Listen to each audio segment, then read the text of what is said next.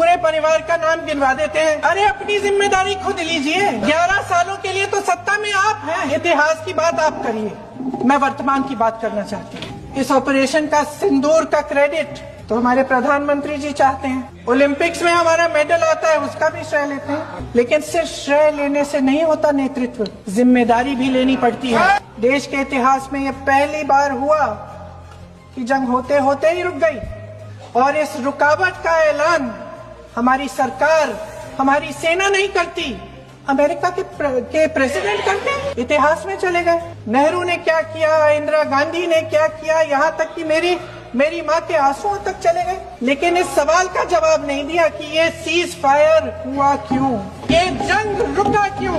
गृह मंत्री महोदय ने यूपीए सरकार के समय के आतंकवादी हमले गिने तो लगभग 25 गिनवाए थे अभी अपने भाषण में। इस गुट ने कश्मीर में 25 हमले 2020 और 2025 के अंदर 2008 के मुंबई के हमलों का जिक्र किया, बार बार कहा कि मनमोहन सिंह जी की सरकार ने कुछ नहीं किया।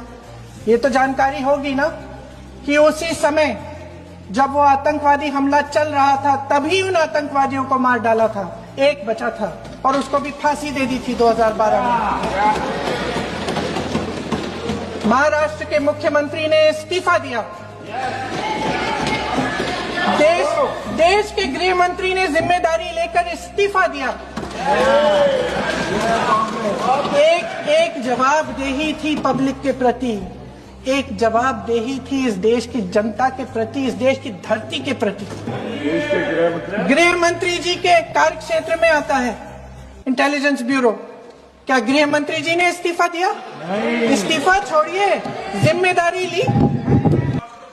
गृह मंत्री महोदय श्री अमित शाह जी के नाक के नीचे पूरा मणिपुर जल गया, दिल्ली में दंगे हुए, पहलगाम में हमला हुआ, और आज भी वे उसी पद पर बैठे हैं। क्यों? मेरी माँ के आंसू की बात किए, मैं इसका जवाब देना चाहती हूँ। मेरी माँ के आंसू तब गिरे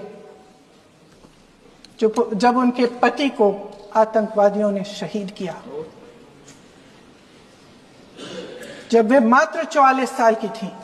और आज अगर मैं इस सदन में खड़ी हूं और उन 26 लोगों की बात कर रही हूं, मैं इसलिए कर रही हूं क्योंकि मैं उनका दर्द जानती हूं, महसूस करती हूं।